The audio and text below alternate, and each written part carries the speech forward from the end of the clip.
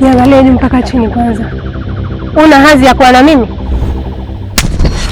Kuanzia leo sikutaki, sikuhitaji na naomba tuachane. Kwa nini? Nimempata aliye bora zaidi yako. Sitaki kuamini kama umechoka na mimi. Sitaki kuamini kwa umaskini wangu ndio chanzo cha kuacho kila siku. Kwa nini maskini hatuthaminiki? Kwa nini maskini hata hatupendwi? Why? Umesahau nilikuwa nakusaidia katika masomo yako.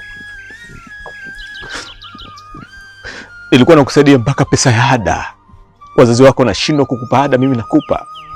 Umesahau? Kesho ni fumbo. Usiache mbachao kwa msala upitao. Niliwekeza nguvu na mapenzi ya dhati sana katika moyo wako. Mapenzi ambayo nimekupa hakuna mwanamke ambaye nimewahi kumpa hata siku moja. Na yote ni kwa sababu ya heshima, utu na ukarimu ambao Mungu amenijalia. Sawa, inawezekana leo sio bora kwako. Inawezekana umesahau utu na wema ambao nimeufanya kwako mama. Lakini na jambo dogo tu, dogo sana. Mwambie huyo ambaye amehadaa moyo wako, huyo ambaye amechukua nafasi yangu, mwambie akupende kama alivyokupenda mimi. Mwambie akuvumilie kama alivyokuvumilia mimi. Mwambie asije akakuacha, kwa sababu maumivu ambayo utapata wewe, mimi nitapata mara 10 yake.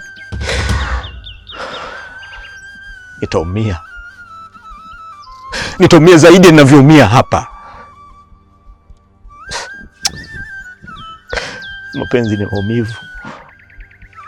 Kwa nini kila anayependa kwa dhati malipo yake yanakuwa ni maumivu? Why? Kwa nini wewe unapenda? Why?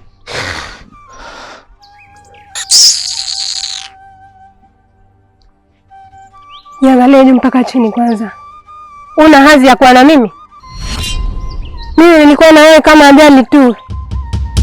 Ilikuwa ni bahati mbaya tu, wala sikukupenda. Maskini apendwe na nani? Umejalia maneno mengi tu baada ya vitendo.